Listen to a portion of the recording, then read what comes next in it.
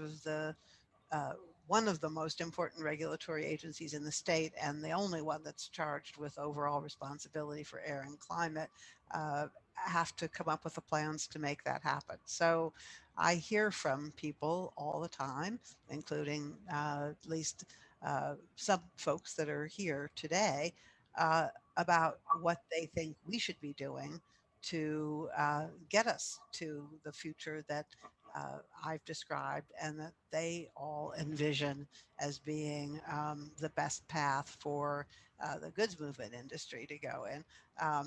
And that's what I have to try to figure out, is how to do it in a way that is as productive and effective and cost effective as possible, and that's sustainable. So that's hopefully an explanation of what I do every day.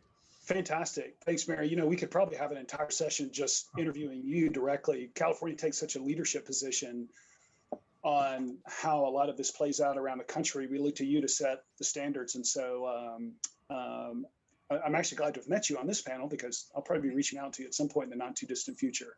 Great. Pasquale, you're in California as well. Why don't you spend a few minutes introducing yourself as well? Hi, and thanks for having us on the panel. Pasquale Romano, I'm CEO of ChargePoint.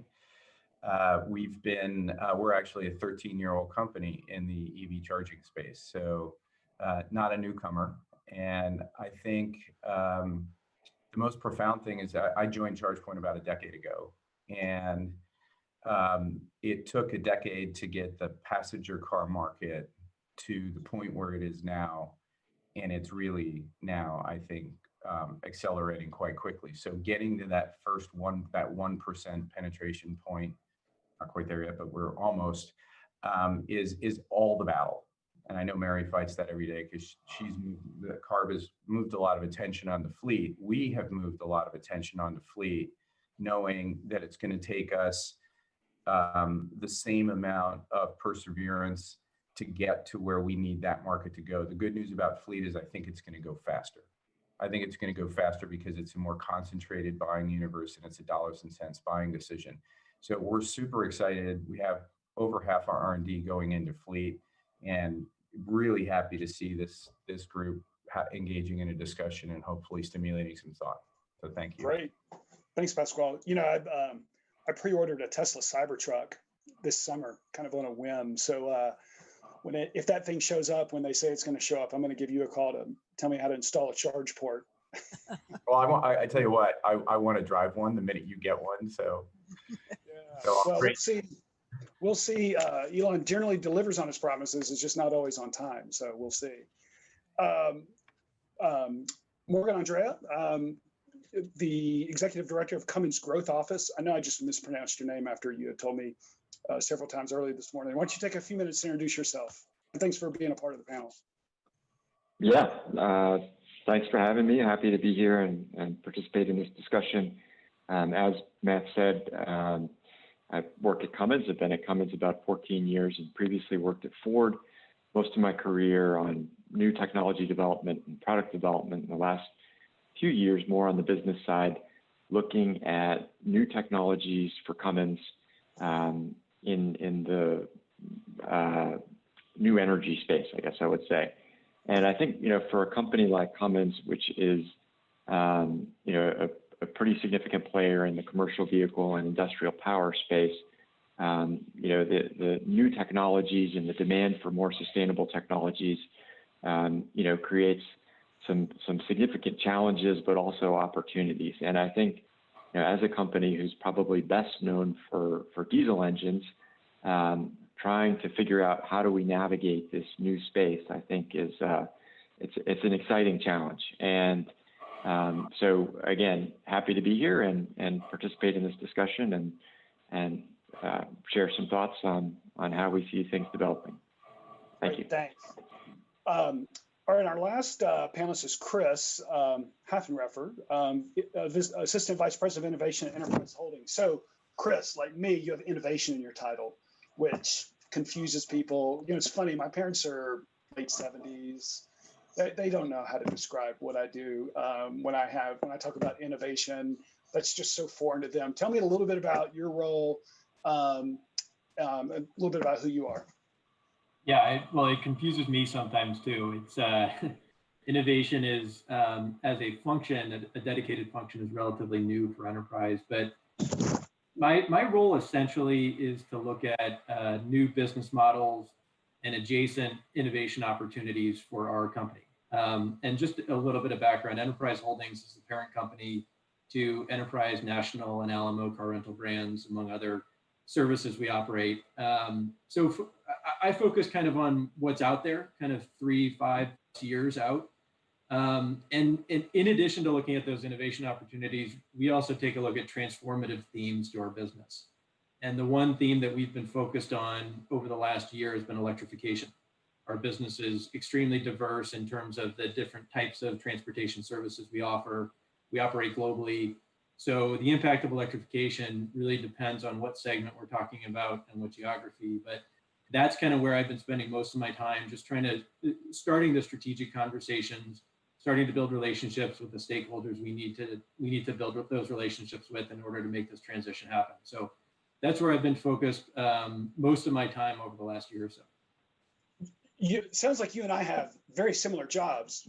Me on the fleet, you on the consumer vehicle side. Definitely like to hook up with you afterwards. Since you were right in the middle of your description, I got an email from Enterprise. I'm gonna hit you up for an upgrade. I'm flying into Jackson next Monday, and we got a full-size car, so I need you to help me out and get something better. All right. All right. Well, let's jump into this. We've got some questions that we talked about in advance.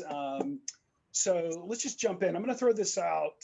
Kind of anybody wants to jump in, they can. We've seen a lot more involvement in scaling early stage technology by leaders in the industry, really more so in the last few years than at any point in the past. For example, my position as innovation strategist at Covenant is entirely new. And really, I haven't met anybody else that works for a carrier that has a role similar to mine. And it's my job, again, to identify advanced technologies that are ready for large scale adoption. So, what's different now? Why are market leaders like Shell and Daimler and Volvo, Meritor, maybe, and fleets like UPS and Amazon all of a sudden now making investments to scale specific technologies? And I think probably two of the ones that kind of come to mind immediately are EV, where really that's probably one of the biggest ones right now. So let me just throw that out there. Why now? And what are your thoughts on that? Morgan, let's start with you. Yeah, sure. I think it's a great question. A lot of these technologies have been under development for a long time. And when I worked at Ford in the late 90s on their first hybrid, I remember thinking that by 2010, it was clear that gasoline was going to be $10 a gallon and everything was going to be mostly electric by that time. And it hasn't exactly worked out that way. But I think, when you ask the question about why now, I think there's a couple things that are really driving a lot of the momentum that we're seeing now. So, one is just the progress in some of the fundamental building blocks from a technology perspective. And in particular, battery costs have sort of plummeted over the last 10, 15 years. And at the same time as the cost to come down, the life and sort of reliability of the batteries has gotten a lot better, making them sort of much more viable as a solution. I think, the other element here is really, I think, increasing recognition that we need to address our carbon emissions in a more fundamental way. And I think we're starting to see that being reflected in some of the policies and certainly the policy discussion in California, in Europe, in China.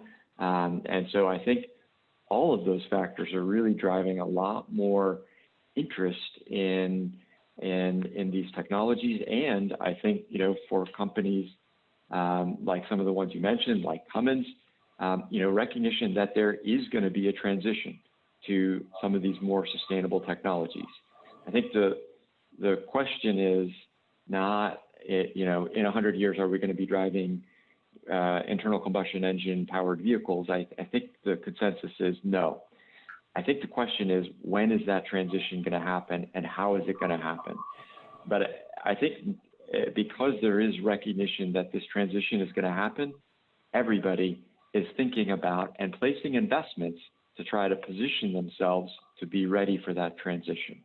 And so again, I think a lot of uncertainty about how that's going to happen, but I think, you know, it's the improvement in technology and sort of the increasing recognition that we need cleaner energy and power technologies is really driving a lot of the investments that we're seeing now. Yeah, you know, I was just thinking about this as I was asking the question. You know, for us, one of the things that's changed is almost in every third RFP that we get, customers, our shippers are asking us to explain our sustainability initiatives. And that was a question that even as short as a year ago, we never got. Now, fortunately, we've been sort of looking at things for a long time, but that's really kickstarted us to get more serious about it. You know, customers asking us to take a leadership position. Some companies have sustainable procurement requirements where they'll only deal with providers that actually, you know, can demonstrate that they're making a difference. Chris, you know, you know, I'm on the fleet side, you're on the consumer vehicle side. Do you have customers asking you that same question, you know, maybe picking you over somebody else because you can rent them a Tesla or some other type of electric vehicle in your fleet?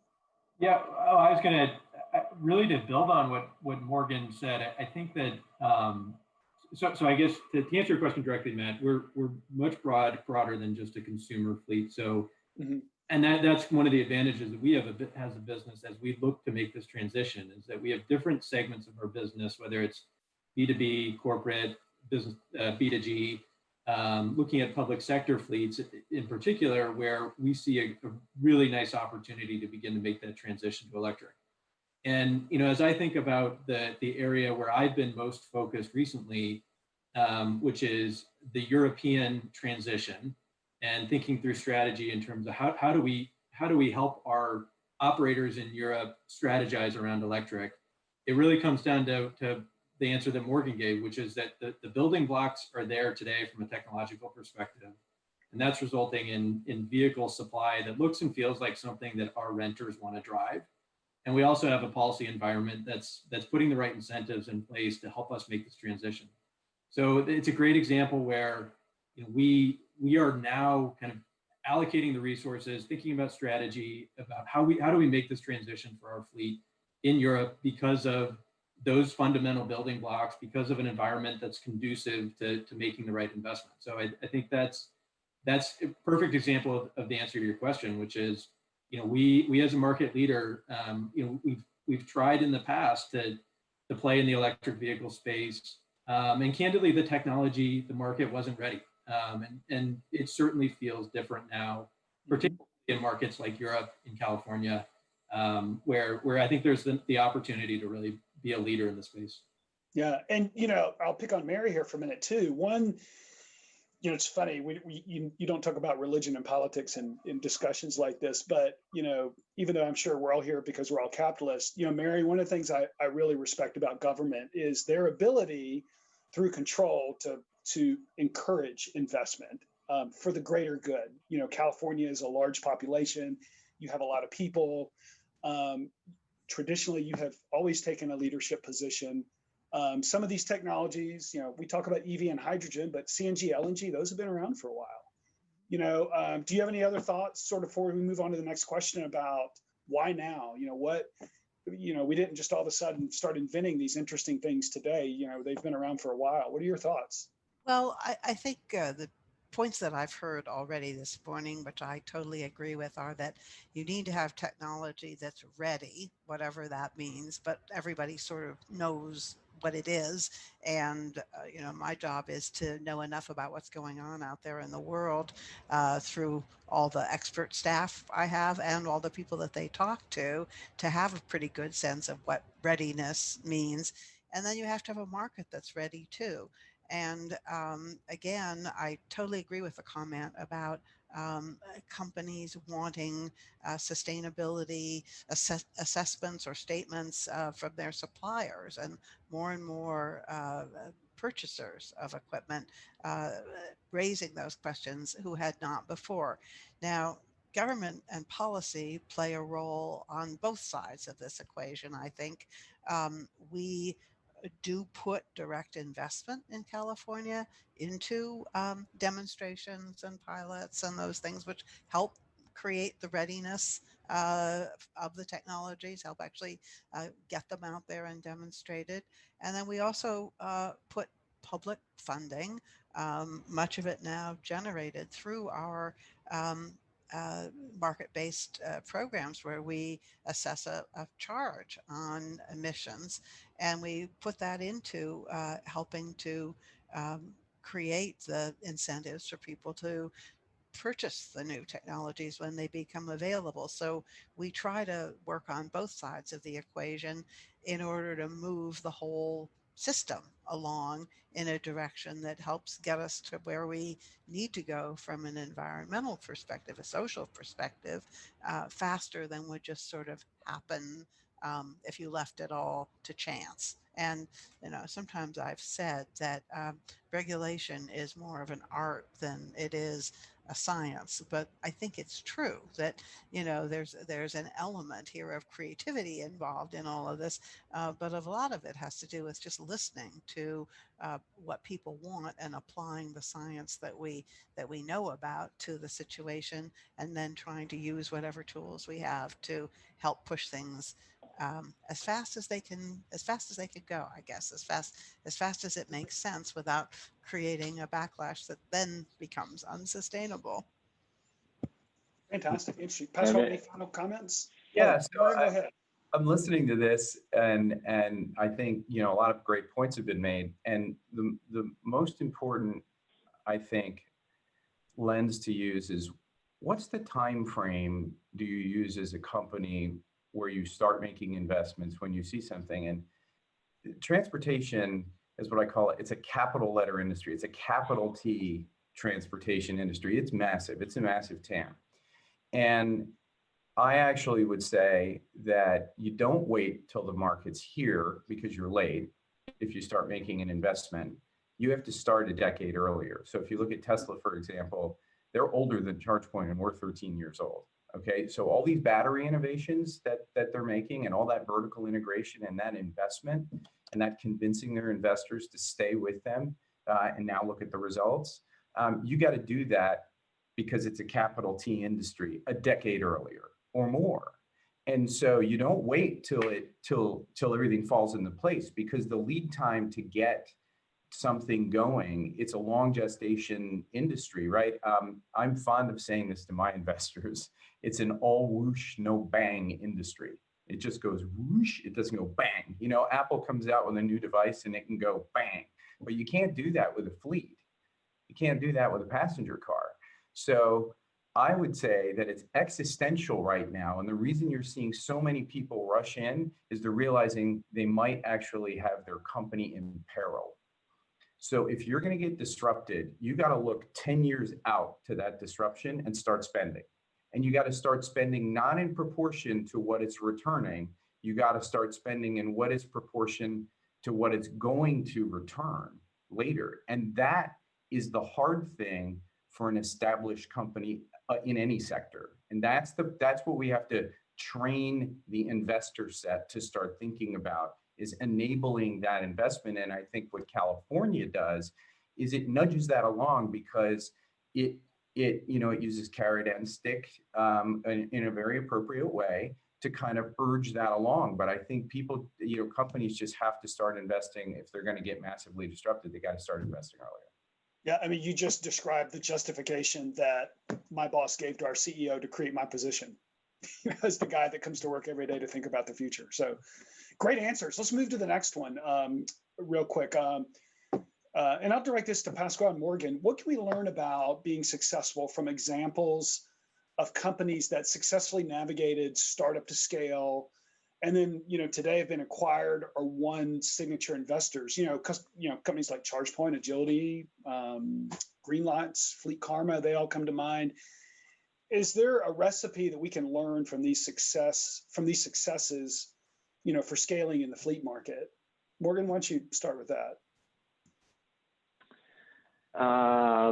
Yeah, I think probably lots of lessons to learn. I think, from my perspective of being in a corporate and interacting with a lot of startups, I think, it quickly becomes apparent that we're playing by sort of a different set of rules in some ways in the sort of traditional corporate environment versus the startup space. We sort of have different metrics by which we measure ourselves and different overall objectives, right? And so I think that is sort of an interesting dynamic as we think about scaling up, and the companies that really have scale are generally these more established large companies. And you look at the companies who are disrupting, who have the new technology, the ChargePoints, the Teslas, they are not big established companies who are trying to be as profitable as they can every quarter. They're certainly trying to be as profitable as they can every quarter, but they're just measured by investors by a different set of metrics.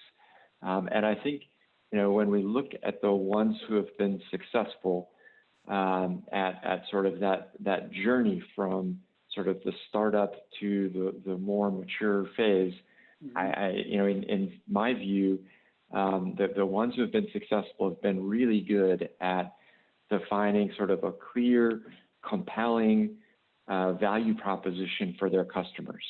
And they have been able to put technology together into products in a way that really resonated with their customers, and they've been able to sort of hold true to that vision and execute.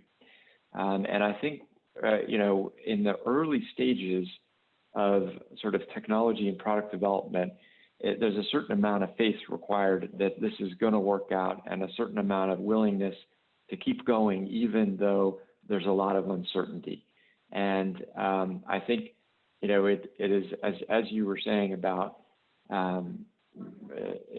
earlier about certain aspects of this space, there's as Mary was referring to regulate, it's as much art as it is science, I think, about navigating this journey. But I'd love to hear from Pascal, who's lived it and is living it now. Thanks. So I've done 4 companies in my entire career, because I start from the beginning and stay for a very long time, and they all have exactly the same character. And you said something very, very correct. It's about picking your scope. You got to pick your initial scope. So here's the challenge that you have as a startup. I'm fond of saying profits are lonely people. If you see something early, right? If you see something early, the investor set out there hasn't seen it yet, because if they have, then you're late. So you, by definition, have a challenge getting the same level of conviction that you do conveyed in the investor set. So you've got to focus on raising money. You've got to, because it's harder earlier. And then what you do with it, I think, is you pick one thing in one geography to do completely. Don't spread it wide. Stick with your thesis, stick to first principles, stop listening to the noise. When I joined ChargePoint 10 years ago, it was, oh, it's going to be clean diesel, oh, it's going to be plug-in hybrids, oh, it's going to be hydrogen, oh, it's going to be battery swap. I can remember sitting next to Shai Agassi from Better Place. Back then it was going to be better. They had $800 million. The rest is history there. And the math didn't add up, and I'm fond of doing this to my employees all the time. I said, when I was an engineer, when I was younger, I did math with the calculator like this, but I became a CEO, and all I need is a calculator like this, and none of those other techs add up. So I'm sticking to BEVs, and we're going straight to charging, and we're just going to ignore the noise. Boom, the noise is not there. We're going to pick one market. Outside the home, we focused 100% on workplace. Generally, we did some retail and stuff like that. Raised as much money as we humanly could. And since I've been in ChargePoint, I've raised around every 18 months. So that's how hard you have to stay on the fundraising hoop, and only expand that circle when you know that you can do a complete job with a wider radius. right? And then you do a complete job with a wider radius. And lo and behold, you wake up one day and you're like, wow, we got a lot of radiuses. It's big now, right? And so, but you got to start complete. You can't go too wide too early. And you got to get some anchor customers. There's, you got to get one or two anchor customers. You got to make them really happy. You need those customer references, and they have to basically be high leverage customers, meaning they look like what a lot of other customers are going to look like in the future. And I think if you do that, you wind up walking, you walk your way there. And there's never a moment in time, if you look backwards on any company, where you say that was the moment. It's all, the curve is very self-similar. You can't pick the moment that you've arrived, right? Because the curve's self-similar in front of you. Like, we have fleet in front of us, and that feels like another decade-long journey, not a decade to get it, starting to move, but a decade-long journey where it's out, it's, of course, the van is electric that's bringing my package to my house. So, and I think if you stay with that theme, you can get a startup to scale pretty easily. It's not really any harder than that. Mary, you're going to jump in. I was just going to jump in and say it's interesting because there's a real parallel between what Pasquale is saying about his experience with starting companies and how this develops at the state level too. Because when California first started moving in this space, we were alone. We were pushing the federal government to act, but we had no other entities that were emulating us or competing with us in this area. And, our ZEV mandate goes back well over a decade. And in the beginning, it was a wild-eyed idea, and everybody just thought that's what it was, except for maybe Elon and a couple other people. But as the market has grown and the demand has grown, we've also seen other states, other jurisdictions jumping in with mandates for zero emission vehicles, and recognizing this not just as a useful way to achieve environmental goals, but also as a way to get a foot in the pond of what is now looking like a really important economic development opportunity for those jurisdictions as well. And so we have, 13 states, and I don't know how many cities at this point, not just in the US, but around the world, all sort of vying to be the leaders in pushing, incentivizing, demanding, creating the space for electric vehicle technologies, because in part, at least, because they looked at California and they saw that, we now have export of electric vehicles as the state's second largest export. That's incredible. Wow. Right? But it's real, right behind agriculture. You know how I can tell people are watching this podcast is in the last 4 minutes, I've gotten 8 LinkedIn requests. So I think we're on a good topic. Okay, I've been looking forward to asking this one. In fact, I thought of this morning when I was running, but controversy came out last week about how hydrogen fuel cell OEM Nikola, from an analyst, talking about big, claims of fraud just after they announced their partnership with GM. We all know Tesla and Elon Musk, who I'm a big fan of, is frequently in the headlines for making big controversial statements. Last year you had, or I guess it was earlier this year, you had Anthony Lewandowski, who was sort of a big name in the autonomous space, go to jail for some things, and he had his autonomous company Pronto. So we've got controversies in a lot of these startups. So my question would be, do you think these controversies scare away investors and fleet partners, or is this just to be expected? Is this sort of the new normal? I mean, can anybody, if you have a loud CEO that, makes sort of big statements, is that really good or really bad? Let's just talk around that for a minute. I'm just going to throw that out there to any of you. Although Pascal looks like he's got a lot he wants to add to that one. Well, I'm not going to comment specifically on that situation. I read part of the report, but I just don't know enough about Nikola to the comment specifically on the And, company. and I'm not picking on Nicola. I'm just saying. Yeah, no, in general. But the topic in general, though, I'd say that whether it's fraud or just overhyped companies or projections that are completely unrealistic, I think it's really normal to expect that in markets like this. That Pascal said it. It's capital T transportation. There's a huge TAM. I think the opportunity is enormous. I think there's a lot of capital inflow, and it's normal to see that going on to some degree. And we've seen it in the companies that we've looked at. We've seen frauds, one of them connected to that specific situation. We've seen a lot of overhyped companies and projections that just are not realistic. And so I think that, it comes down to the basics. And actually it relates to the conversation that was just going on, which is about focus, right? So us as a corporate investor, we want to see that focus on a strategy, a market, or a technology, and we want to align whatever focus that startup has with where we are focused strategically, what our strategic intent is. And so when you get that sort of alignment, you know what you're trying to accomplish with the deal, or with an investment or a partnership. You kind of know what questions to ask. You're doing the right diligence. You're asking all the dumb questions. We one of the things that we do is we'll bring in others within our organization who candidly may be startup skeptics, and their opinions are going to be important. They're going to carry weight. I mean, I live and breathe this stuff every day. I talk to startups every day. I probably drink the Kool-Aid sometimes, and so we bring others into the conversation. It really helps provide a broader perspective.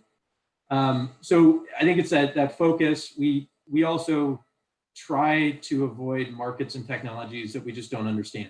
I mean, Midwestern rental car operators, we kind of know what we know what we don't know. And I think for us, it's about finding opportunities to engage with the startup community where we recognize what a startup is doing, we understand it, and we see the value for us. And when that happens well, it's really powerful. One specific thing that we see all the time, which is really interesting, it's kind of along this topic, is again, not fraudulent activity, but kind of overhyped, unrealistic expectations, is we get a lot of startups coming to us with who are kind of overblowing the status of conversations they have with key partners. It happens a lot with OEMs where we get startups coming to us. They're looking to leverage our scale. They're looking to leverage our industry relationships to capitalize on that and to firm up those relationships that might be nascent. And so we need to kind of tease that out. We need to really understand what is the focus of this startup and what's the status of that environment today, and how do we engage with that to ensure that the market position is valid. So I don't really think it's abnormal.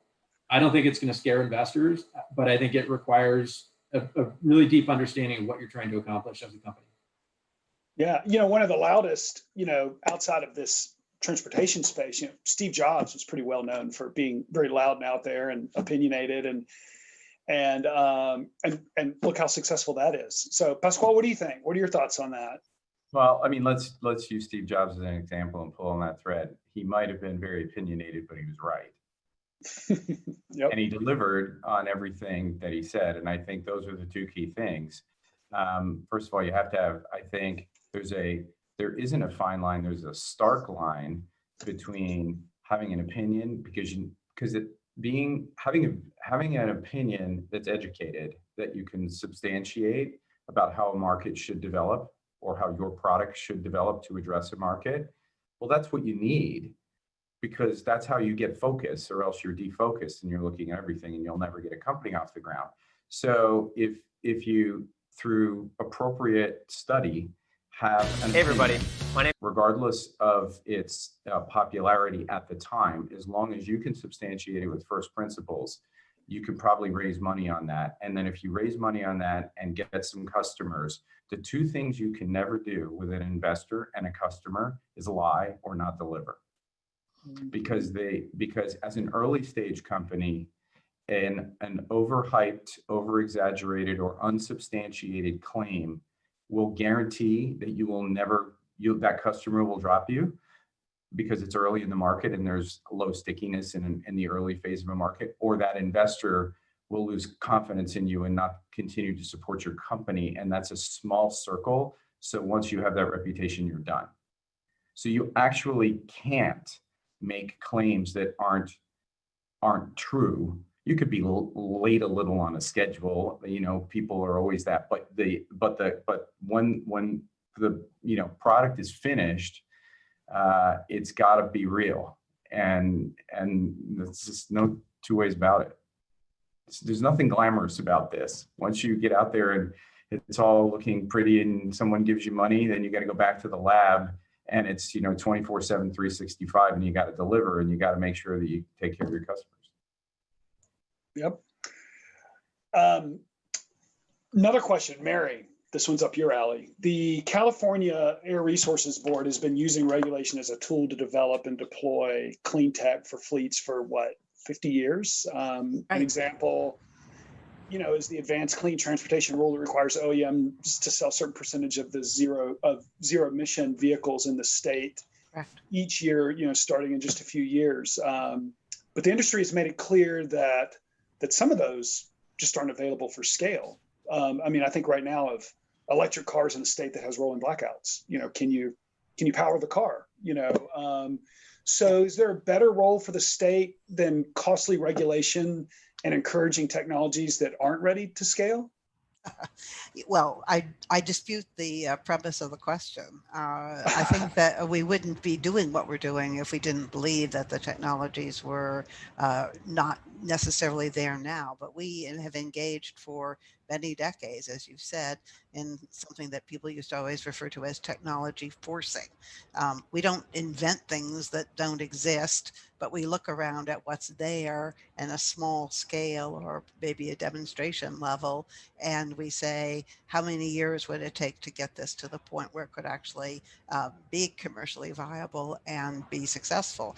And that involves looking hard and often at how things are actually developing, being ready to be flexible if you need to be. We also have a history of delaying or changing regulations when we needed to fine tune them in various ways, but also recognizing that if you don't set a goal out there a few years and show that you're willing to stick to it and that you can enforce it, there's no point doing it at all. You won't be successful if people don't believe that you mean it and that you're willing to back it up. And that includes both adopting actual regulations that then get people to consider buying these technologies that might not have thought about them otherwise, including governmental entities that purchase. And it also means putting money behind it. And increasingly over the years, we have put public money and helped leverage private money as well into the new technologies. And that's what we're doing with the trucks right now. Now, we don't yet have endorsement, from the Engine Manufacturers Association, but we have a lot of conversations with companies, and I'm talking about large and successful companies that have made it clear to us that what we're doing is not crazy, and so we're willing to make the bet. Let me throw in. So you said something that was interesting. I think there's a balance between, like, my boss encourages you to have these stretch goals, right? Matt, I need you to do this. I don't know how you're going to do it, but I need you to get that done. So there's sort of a balance between, like, let's just say, for example, and I may not get this right, Mary, but let's just say there's a president, doesn't matter who it is, that says we need cars that are going to 30 miles per gallon by 2030. And we don't know how it's going to happen. We just need you guys to make sure, you guys meaning manufacturers, y'all just got to figure it out. So just go figure it out. I think sometimes that's good because, we have a lot of really smart people, particularly in your state, which is why a lot of these startups are in your state. Right. And from a regulatory perspective, you have this unique sort of position to really push hard, and and kind of back to the original question in the preface that you challenged a little bit. It's not possible today, and it might be based on maybe a fledgling technology that may or may not make it, but you need to figure it out. We're going to set an aggressive goal. Do you ever find yourself in a position where you got to strike a balance and you strike it on the more aggressive side than the conservative side? Does that make sense? Yeah, no, actually, it's a question that we ask ourselves a lot, and that my board asks itself and our staff. You know, we have a board of, it's now 14 appointed officials with representatives from the legislature, as well as from various types of professional expertise, ranging from public health and medicine to automotive technology. And we have to actually adopt these regulations. And I would say we probably, you know, over the years that I've been doing this, and it is quite a long time, I would say we have regretted more times that we were not aggressive enough than have Interesting. regretted that we were overly aggressive. Because if you set the bar too low, then what happens is you haven't accomplished much of anything, and you've penalized the really creative, innovative people that you could have helped to be successful. So if you view that as being our job, because our demand for the cleanest technologies is so great, we have to be challenging ourselves and our staff and all the people that come before us to really be bold in terms of what they can do, but also to recognize that we could be unsuccessful. And the answer to that is almost always not to abandon the goal, but to give it more time, add a little bit more time, or Yeah, great. sometimes some additional flexibility in terms of definitions. This issue, which I know we've raised a little bit and probably want to talk to more about, you know, does the success of the batteries now, after a long period of time when people were saying they weren't going to be able to make it, they wouldn't have enough mileage, and they'd have other terrible problems. Does that mean that fuel cells are now dead as a transportation device? Great. And should we stop talking about that? Anybody else have any comment on that? I could geek out on this one for the rest of the time, but so let's stick with another question related to some new tech. Let's talk about autonomous for a minute. This is an area that I put a lot of time into. And again, autonomous can be a level 2 truck, which we're testing 2 of them right now, which is, you know, some minimal driver assistance, all the way up to level 4, you know, kind of in level 5, the holy grail, where the truck drives itself. We've seen numerous startups gain national recognition, and some have had spectacular failures and fiascos. I can think of 3. I don't want to, you know, call anybody out, but is this a technology that will ever scale, and what will get us there? What are some of the indicators that the market is ready for mass adoption? You know, Mary, I could throw this to you right away, because there's a big regulatory component to autonomous, but I want to throw it out to the other folks first. You got any thoughts on this? All right, No thoughts. I've got plenty, because I always do. Yeah. You know, yeah, and most of this stuff is happening in your backyard. You know, I was talking. It is. Mike, those guys. Yeah. So I think about autonomous all the time, and here from 2 perspectives. One, in what it enables, and the second is if you believe it's going to happen, but you can't peg when. And that's the state of mind that I'm in, because there's too many variables. You have to disruption proof yourself if you're in the passenger car charging space, because everything tends towards fleet with autonomy. It fleetifies the whole world. Now, the question is, when is that on you? That's another reason we're investing so heavily in fleet, because eventually these things called parking lots that are out the window here, you know, when an alien civilization digs up, you know, the ground, you know, after we're no longer here, and finds these things called charging stations, they're going to be like, what, they had cars, right? Because that will seem odd that you will own a personal vehicle at some point in time in the future. And that's going to be a ways away.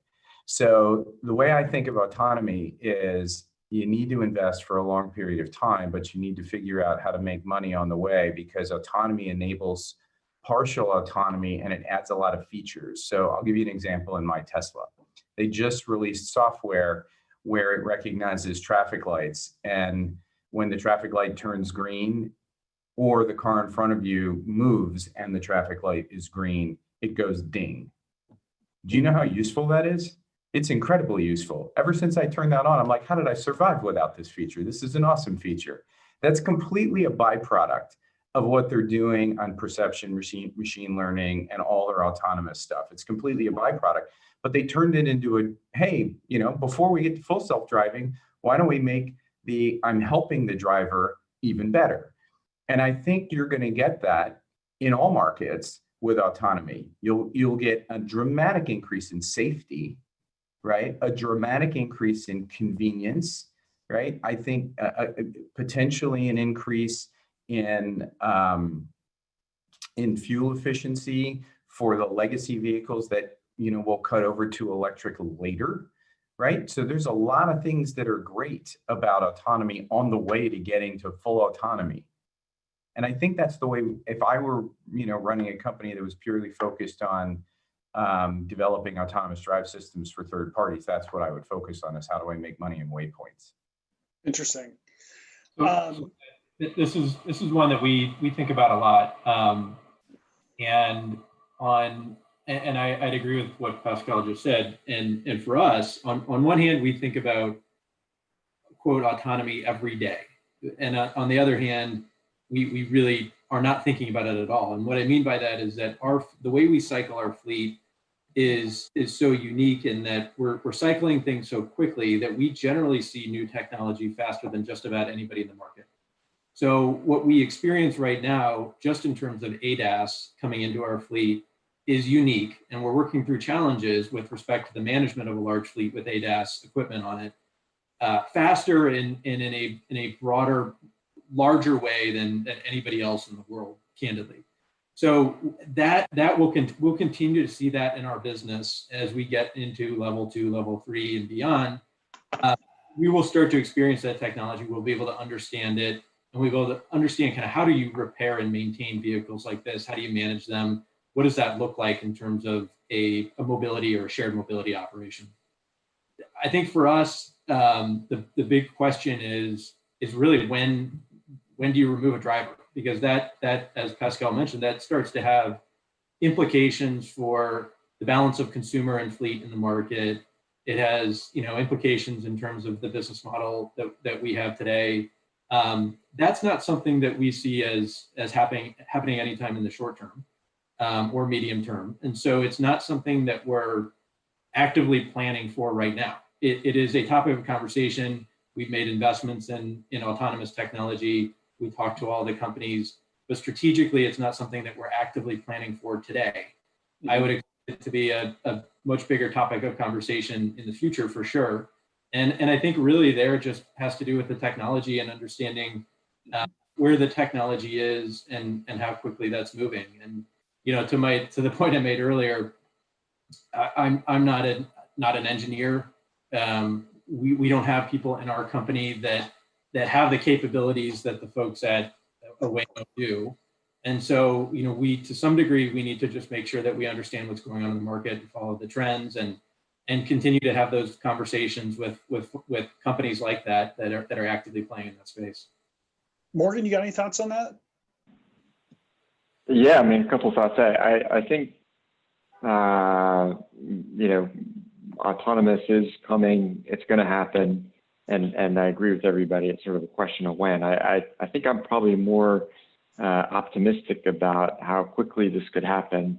And again, if I were to make it, over the last 30 years, if anyone were to make a technology prediction that, one technology prediction you could make with confidence, computers are going to get faster and be able to process more quickly, and electronics are going to get cheaper. And so I think that if those kinds of trends do continue, that I think in the future, I think we are likely to see very capable systems on vehicles that can manage the challenges of autonomous in a relatively cost-effective way. And I think as soon as we start to get you know, enough data off of autonomous vehicles operating in the real world that we can demonstrate to the public and to regulators, policymakers, that this is actually safer than conventional drivers, I think we'll see a pretty quick move towards autonomous. And all of the players are, you know, have fleets on the roads today generating millions of miles of data. And so I think we'll see vehicles in the next, you know, within the next 5 years, without drivers in them. Now, it doesn't mean that they're a vehicle designed to operate purely without a driver, but that the vehicle is under some conditions in some locations capable of driving without a driver. And I think you know, there are big economic motivations to make that happen, particularly in the commercial vehicle space. And, you know, I also think as we're thinking about some of these other technologies, there's potentially a lot of synergies in terms of electrification. If we're able to you know, have a lot more flexibility in terms of how we design emission because we have an autonomous vehicle, you know, I think this potentially could enable faster adoption of electrified powertrains. And so I think it'll be really interesting to see how things develop. But I mean, that's one bet I think may move a bit faster than many people think, in my view. Yeah, you know, there's a tech piece to this and there's a regulatory piece to this. And, you know, I'm often asked what my opinion is on this, and it's funny. Gosh, we could almost have an entire discussion on this, right? There's one of many topics we could have had a whole discussion. Yeah. The regulatory piece scares me more than our ability to actually do it. You know, it's funny. I'll end this question with this. It's funny. I give a presentation sometimes on innovation and disruption, and I have this chart that I talk about technology that is possible, but is it legal? You know, in other words, there's a lot of things that we can do, but there's reasons that we don't allow it. You know, for example, with drones would be an example of, I don't know where you guys live, but in Tennessee, if you are flying a drone around here, whether it's legal or not, you know, if I fly to my neighbor's house, he'll probably shoot it. You know, so it's sometimes it's legal to do something. It's, you know, the trucks can, you know, I've driven a Tesla that is a better driver than my wife, but yet, you know, it can't be legally totally self-driving without a driver in it. So it's an interesting discussion, but let's keep on with this, on this theme of technology. You know, we look at least on my side of things at the fleet level, you know, I look at a broad range of things from connected tech, you know, the telematics inside the truck, electric APUs, which is about carbon reduction, efficiency, you know, trailer skirts, things like that, even artificial intelligence. So a lot of this stuff has actually been covered at some of these sessions at ACT Virtual. And we've talked about EVs. So what are some other technologies that are just now approaching their tipping point to be scalable? Or is there really anything? You know, one thing that comes to mind for me is AI, as it becomes potential to match loads with availability and to eliminate empty miles. You know, that's one that I'm following in particular. But in your respective positions, you know, do you see anything that's really about to hit it that I'm going to get out my pen and write it down and see if they're publicly traded so that I can maybe do a little early investing. What are your thoughts on things that are about to tip? I can't answer that one. Morgan, I wanted to say something at the other. Oh, Mary, go ahead. Yeah. No, I was just going to add to the conversation that you were having before, because I thought it was a useful addition to the conversation, which is that I think that the features of autonomous vehicles that are already appearing in the high-end cars and making their way down to more mass market passenger vehicles are going to be the salvation of the passenger car industry as the population ages, both in the US and in Europe. That, you know, I personally will keep driving longer because of the features that are already in existence in my car that help prevent wandering out of my lane, or, the kinds of small accidents that are very, very common among older drivers. And I think the evidence is mounting that those save lives. And the more that gets understood, the more likely it is to be mandated, not just allowed. And that in turn will help push the whole transition to the more and more fully autonomous vehicles. Great point. Great point. Morgan, tipping points, any technology that's about to, you can tell us now, you heard it here first at ACT. Yeah, I don't know if this is news, but there is a lot of excitement right now around hydrogen and fuel cells. And you made a comment earlier, maybe that's done. I think it's very hard to tell how things are going to develop. And I think batteries have gotten hugely more capable over the last 10 years. And I think, the range of application spaces where a battery electric powertrain makes sense has really expanded a lot. I do think we shouldn't ignore the progress that the fuel cell technology has also made in the same time frame. And I think for certain kinds of applications, it's still very hard to see how batteries will be successful in decarbonizing some of those applications. Just the energy requirements of certain applications, it's very hard to see how you do it with batteries. It's not impossible, and again, I think batteries are going to continue evolving, but there's currently lots of investment, I think, in the fuel cell and hydrogen space, particularly in Europe and in China. I think for commercial vehicle, for rail, for marine, for some industrial applications like steel making, ammonia. I think there's potentially quite a bit of demand for low carbon hydrogen and quite a few different ways to potentially apply that. So I think that is something that we probably should keep an eye on as we think about new technologies that can help us reach a more sustainable future. I think there's still uncertainty about how all that's going to play out. Anybody else have some insight or some anything percolating on anything that's next big thing to hit? I think you mentioned that it was, is AI at a tipping point? I think AI has been tipping systematically through different industries and different applications, right? So my Spotify keeps getting better at finding stuff I like. It's like autonomous drive. It's like, the holy grail of being able to not need us on a panel and just have an AI talk to itself. Well, okay, that's great. That's a ways away. But on the way there, what are you enabling? A lot of stuff, right? So I think that's already here, and there will never be a day where we look back and say AI happened on that day. Because it's been happening all along, and it'll continue to happen.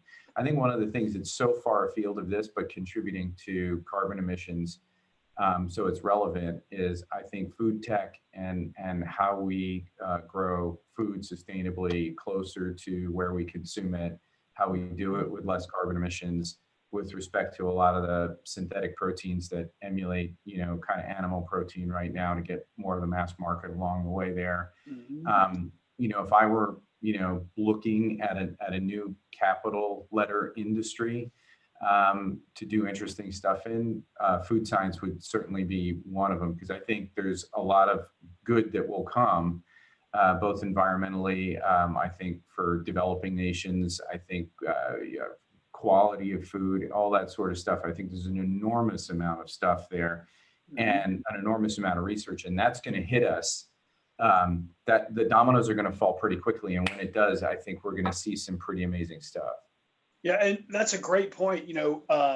As I actually spent a couple of months last year looking at vertical farming, because our fleet, so one thing about Covenant that distinguishes us is we have one of the largest team fleets in the country. So we have almost 1,000 trucks, where you have 2 people driving. We can keep the road on the truck almost 24 hours a day. So when you think about going to Mary's state and getting a truckload of fruits and vegetables and carrying them all the way from California to New York City.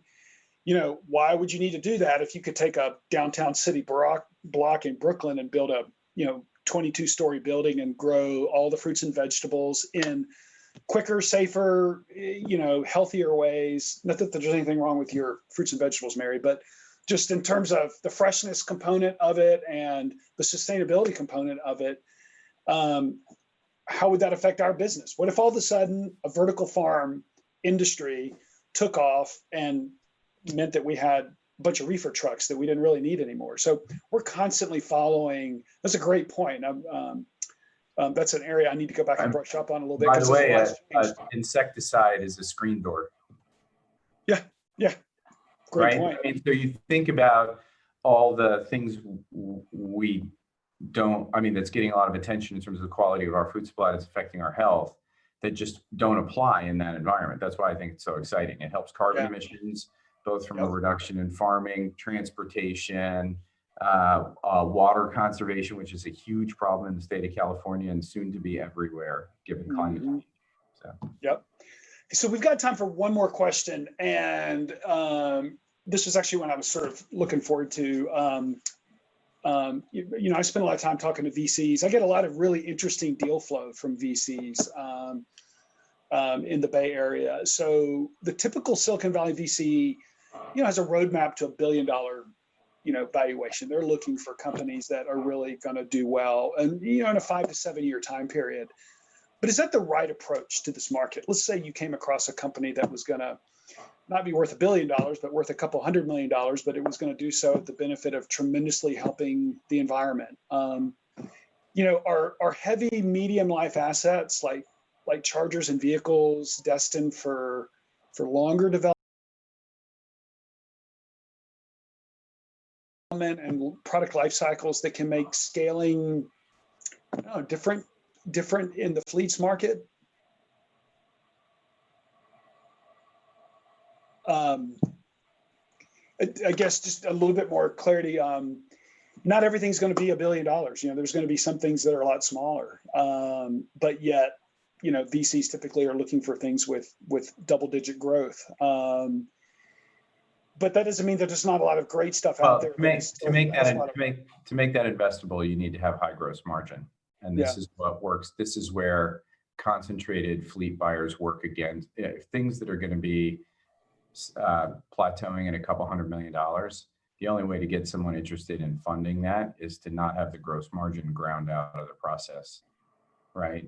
Because that's the only way to get the investment. It's really the profitability of the product. Growth rate's important, but the profitability of the product is another one. And you're not going to raise a ton of capital on something that caps out at that size. Right. So you just got to be practical. I think that's where that's good is strategic investors, existing industrials that have a high need for that, where there's adjacency. Like, let's say Siemens is one of our investors, so I'll use them as an example. If we're doing something that complements a business that they have internally, that was a good investment for them because they got both a financial benefit and a business adjacency that helps further their business. And I think strategic investors is where I would go with that. Yeah, that's what I was going to say. Like when we make a ton of venture investments, when we look at making a venture investment, we look at the financial profile. We want to make sure that we're going to get our capital back from a financial investment perspective. Really what we're focused on though is the strategic opportunity and the strategic rationale. And that completely depends on the deal. We've got some where, we're making an investment just to be at the tip of the spear in some market segment that's really interesting to us. And we want to make sure that we're understanding what's going on. We've got other investments where, we've got an operational partnership and we know we're going to bring scale to that business. And so we want to align our interests. So, for us, it's not about $1 billion valuation. It's not about the financial return. It's about what's the opportunity to benefit from a relationship with that startup strategically. Interesting. We've talked about a bunch of different things here today. Any sort of parting thoughts as we start to wrap up? Maybe something that we didn't cover long enough, or Mary, I keep looking at you because I have 1,000 California questions, you know, and Well, I was, you know, the question that you just asked, I can't answer anything about what might be motivating venture capitalists in the future, but I can look at the other side of it and say, you know, 10 years ago, California had 0 companies in the truck manufacturing space, and now we have 17. So many of them are companies that nobody had ever heard of before. I mean, one of them is BYD, which is Chinese and had been heard of, but others are Chinese based. You know, others are just came out of nowhere, but have found ways to bootstrap on this growing market and regulations, despite the fact that they're not yet that big. And people used to think you could never start a new auto company, and now we have several. So it's just worth thinking about what that Yeah. portends. You know, one thing I see sometimes is what I call a solution in search of a problem. So I'll see some really smart young kids from Stanford that they really don't understand my space, but they think they've got an answer that's going to, you know, basically split the atom for us. And, you know, I see some benefit in what they're doing, but you don't want to heartbreak them and saying, I don't think anybody wants to do that, at least not at the level that's going to make that a scalable thing that somebody's actually going to invest in. But, you know, lots and lots of great ideas, a lot of them that have been sort of talked about here. I really appreciate each of your time, you know, to get together virtually to do this. I think I was going to say, who's got the most interesting background? Mary, I've seen your dog twice. Great looking dog. And, Cute you dog. know, maybe y'all have seen my Lego collection that my 14-year-old has on the bookshelf behind me. Oh, that's great. So anyway, but thanks again for your time. I think that if anyone listening has questions for us specifically, you can obviously stalk us and track us down on LinkedIn. I've had more LinkedIn requests since in the last 40 minutes now. So I think I'll probably be getting a few questions from a few people. But again, thanks for your time, and stay safe. And hopefully we can do this in person next year in California. Right, Mary? Absolutely.